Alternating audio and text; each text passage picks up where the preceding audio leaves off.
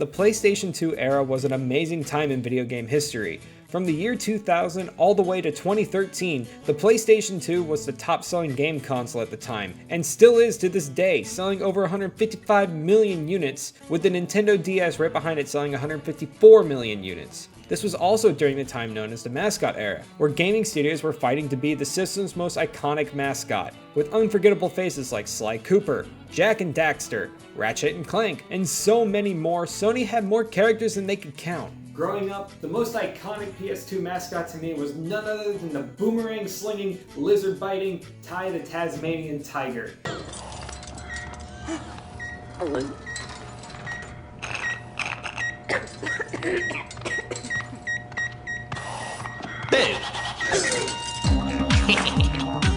There's a new hero out there, and he's not gonna let anyone stand in his way. Ty the Tasmanian tiger. Rated E for everyone. I poured hours upon hours into the second entry, Ty 2 Bush Rescue, when I was a kid. Now I know it may seem a bit strange to start with the second title rather than looking at the first, but growing up, I never had the first game. I could never find it when I went shopping, and I only rented it on certain weekends when it was available at the video store that I lived next to. I didn't even know what the first game's box art looked like. It was just in one of those cheap Blockbuster cases that said Ty the Tasmanian Tiger on it. But growing up, I was obsessed with Ty. So much so that I had my own boomerang collection, and when I went to go play outside, I would put on a pair of swim trunks, grab 2 boomerangs, and run around and pretend to be Ty the Tasmanian Tiger. And it always led to me throwing my boomerangs into the tree, and my dad having to get the boomerang down for me, only for me to throw it right back into another tree about 5 minutes later. And I lived in the middle of the woods, so there was no shortage of trees. You stop bugging me, you damn cat. Why you gotta bug me when I got... Don't you meow at me, you're bugging my review. Alright. Ty the Tasmanian Tiger was the love child of a small game development studio, Krome Studios. Founded in 1999 and based in Brisbane, Australia, Krome was the dream project of a small team of video game enthusiasts. Over the years, they have published 45 titles, including the famous Star Wars Force Unleashed. Ty made his first debut in 2002 with Ty the Tasmanian Tiger, a 3D platformer / collectathon where you play as Ty, a young tiger tasked to save the outback from the emu tyrant boss Cass and his army of frill lizards. What made Ty stand out was his unique art style and his wacky arsenal of boomerangs, which includes the Frosty Rang, Doomerang, and iconic Flamerang, a boomerang made out of what looks like pure magma. After seeing decent reviews for the first title, Krome decided to make a sequel title for the Rang-slinging tiger. Ty 2 Bush Rescue is a bigger adventure with more areas to explore, new gameplay mechanics with the different types of bunyips, and of course, more boomerangs. This is the game we will be diving into today. The version I'll be playing is the HD re-release that was ported to Steam for Ty's 20th anniversary, where Krome remastered all 3 Ty the Tasmanian Tiger titles, try saying that 3 times fast, bringing the games into full high definition and adding bonus content like skins for Ty and Shaz's pickup truck, a large amount of concept art that can be found while playing the game in the form of collectibles, and of course, new boomerangs.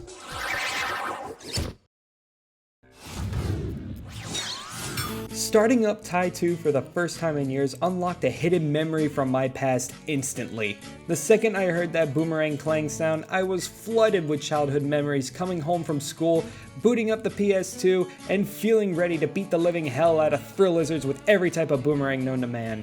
I then created my file and was shown this.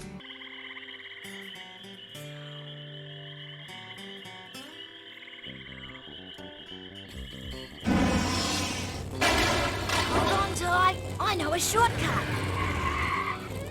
I sure hope Ranger Ken got our message. Speak of the Tasmanian Devil.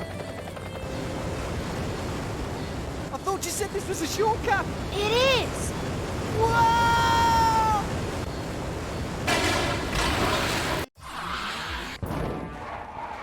Ty, mate, you took your time. The little country town of Currawong is under attack. What muck would want to do this? The local security is in the thick of it. One of their mates is holed up at the old barracks. Oh, it's a shocker out there. Frills have breached the Northern River. Sly, Shazza, I'm gonna need your help. You can count on us. If we follow this road, it'll take us up to the old barracks. Okay, let's go. Yeah, this definitely played out better when I was a kid. Let's make one thing clear. I love the way Tai 2 looks. It's bright and colorful with that clunky polygon style from the PS2 era that I absolutely adore. But the cutscenes are incredibly choppy in the form of their transitions. There are many instances of cutscenes just ending abruptly, and the voice acting just kinda sounding subpar at best. And honestly, it's really funny. Crikey, you're a frill lizard. What are you doing here? What does it look like? I'm working, mate. Not all lizards are bad, you know. Fair enough. I'm on a dare to enter the grounds of Gruesome Bottom Manor. Help! We're under attack from ninja billies. Awesome, man. Now we can get this place open and ready for the tourists. Little Clarence here is feeling much better now. Oh dear. He's a little larrikin, he is. Takes after his Uncle Dennis, he does. He's always getting into scrapes. Isn't that right, mate? G'day, mate. I'm Ty. Hey, Ty. My friends call me Snappy. G'day, Snappy. I said my friends call me Snappy. Too right, mate. Well, I have to go see Khan about the new office. Toodaloo.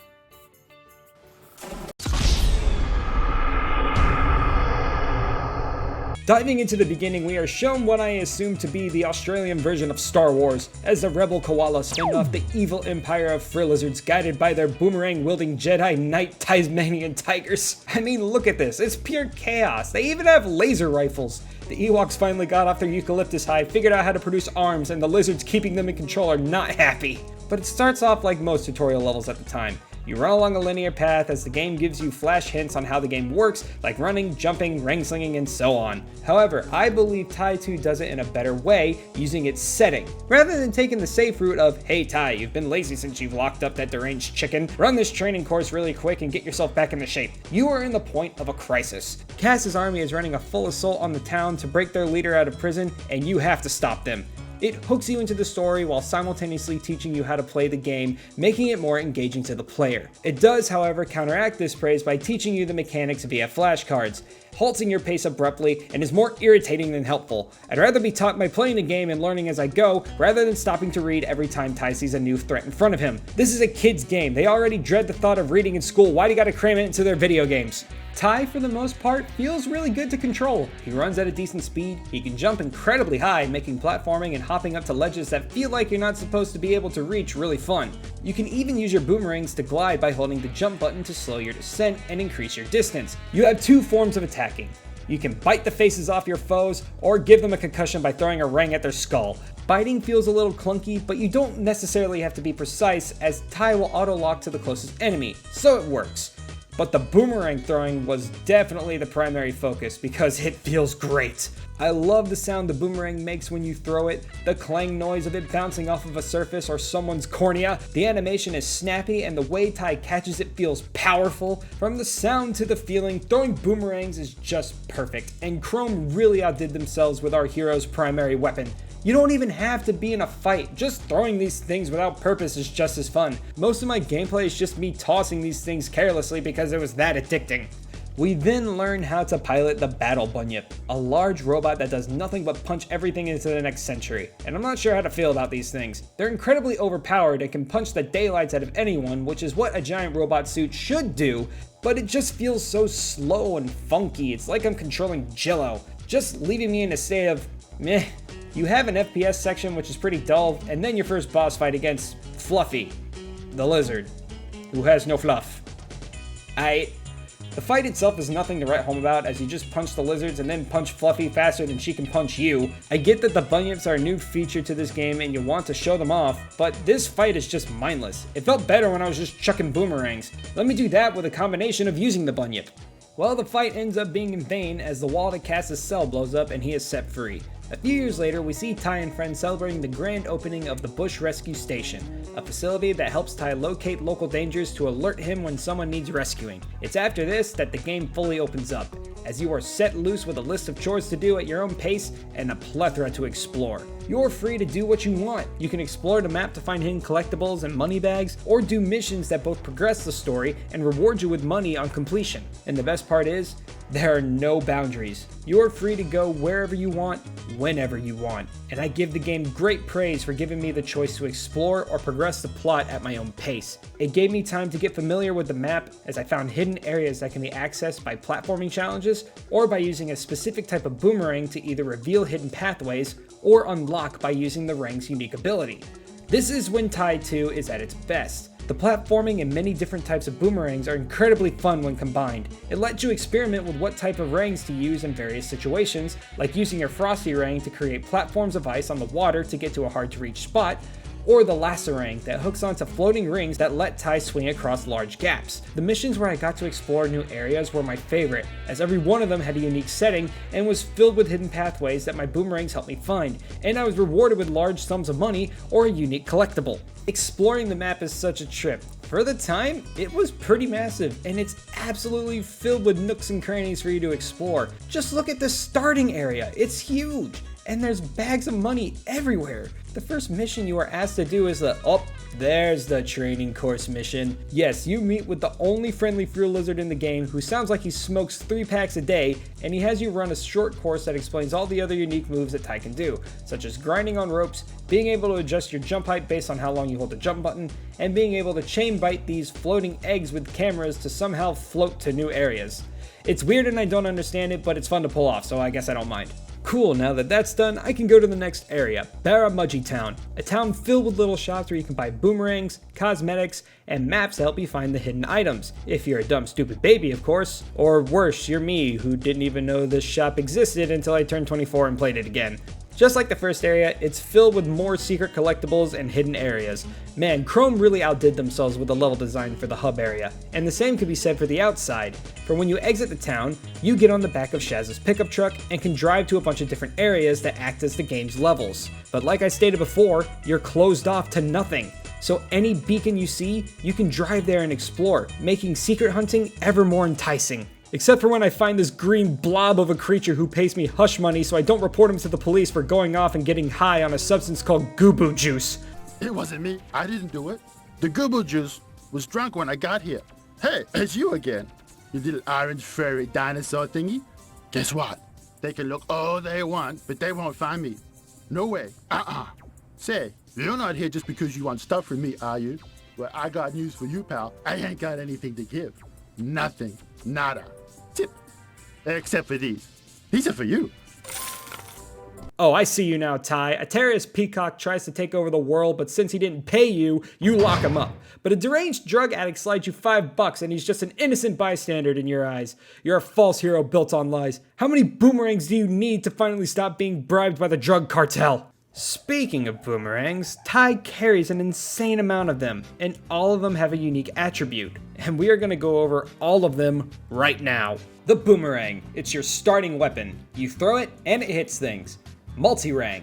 Like the boomerang, only now you can throw 8 at a time and it punches harder than the regular boomerang.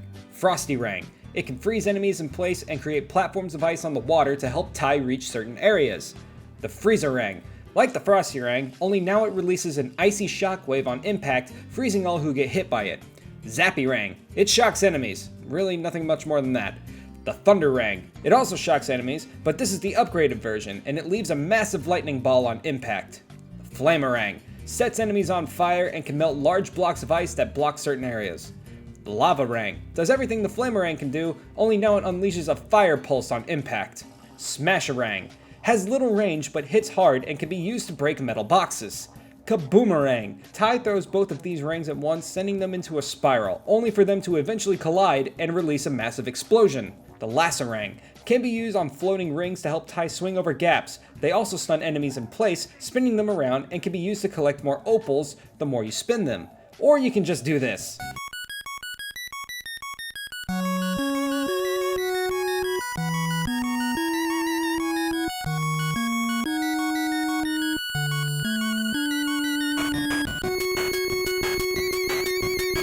Warparang, like the Lacerang, only with increased range and can grab onto purple crystals to reach new areas or pull Ty through walls. Infrarang, a long-range boomerang that can be used to hit enemies in a distance and reveal hidden platforms by looking through its scope. X-Rang, a better version of the Infrarang, that hits harder and reveals hidden platforms just by holding them rather than looking through the scope. Deadly Rang, a more versatile kaboomerang as Tai can throw these explosive rings one at a time, giving the player more control over the amount of explosions per second. Mega Rang, bounces off multiple targets at once, making it great for crowd control. Omni Rang, just like the Mega Rang, only it hits harder and has the multi-rang effect, giving you the ability to fire 8 Omni Rangs at a time. Doomerang, a boomerang you can control mid-flight to strike enemies from a distance, destroying them with a massive explosion. Every boomerang in this game has its own unique sounds and abilities, and they are the most fun part about this game. Obviously, these rangs are expensive, and it can take a long time to gather up the money to get them, so here's a little trick I found to help you get money quickly. First, grind up enough money by playing the game to purchase the Warper-rang from Sly's shack. Once you have it, go to the beach and swim out to the center island. You'll see a warp crystal that will swing you up to an opal bag worth 3,000 opals. Right beside it are 6 red opal bags, netting you another 3,000 opals. Once you collected them all, go to the island next door that starts a kart race. Once you enter the race, immediately exit the level. The map will reload, spawning back the 6,000 opals, and just rinse and repeat until you reach your desired amount. Also, the kart racing mode in this game is straight up trash. The karts are super stiff and handle like a bag of rocks, the tracks are glitchy, and the camera is locked to one position, so if you get hit by a missile or any other obstacle and you face the opposite way, you're basically fucked. And the power-ups are really stale, it's like they thought them up in 5 minutes. Thankfully, these races are optional and are not required to beat the game. This is where it gets a bit difficult for me because that's all the positive things I have to say about this game. Don't get me wrong, when Tide 2 is at its best, it's very good, but the things that it does wrong drags it down terribly. For starters, the bunyips. These things should have never been added to the game as they take away from what Tide 2 does best, which is playing as Tai and Tai alone. Missions that involve bunyips are boring, as these things make the game easier than it already is by being way too strong, and all of them just move so slow. The battle bunyip, we already covered it as all it does is punch things and that's it. I didn't even bother to learn the names of the other two as what they do is pretty self-explanatory. You have the water one, which swims through lava and can piss away fires and enemies to death, and the big yellow one that lifts heavy things and punches. And that's it. And they all suffer the same problem as being as slow as my ability to care about them, and just dumbing down the game to the point where it's a chore to play. Then there's the helicopter missions, where you pick up things and place them in a different area, and that's it. Your only worry is your fuel level, that you have to constantly recharge, and all it does is add another minor annoyance on top of the tedious fetch quests. There are too many missions that involve the bunyips or the helicopter that made this game just flat out annoying to play.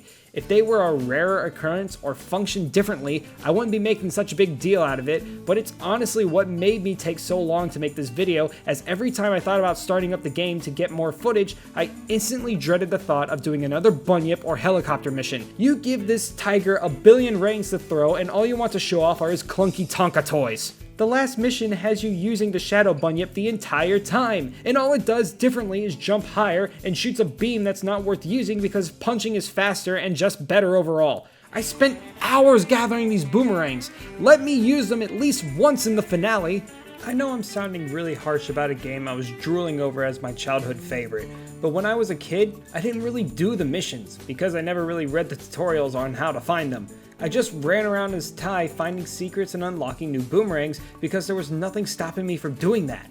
I remember this game so fondly because all I did as a kid was the good stuff. When I found a new area, I got excited. Doing the platforming challenges made me feel like I was good at the game, and buying a new boomerang was the cherry on top because it felt like I was getting a new toy to play with based off something I knew I already enjoyed. If Tai 2 focused on what it was already good at and built more on top of it rather than throw entirely new things at the wall and prayed to God that it stuck, it would be a classic, hands down. On the other hand, I have to give some credit to Chrome for attempting to break out of their comfort zones by adding the bunyips and attempting to create a kart racer. But the helicopter missions are inexcusable. There are too many of them and they are not content. They are just straight up padding. Whether or not these problems remain relevant in the first and third title, I have no idea. I barely remember anything from the first game and I never even played Tai 3.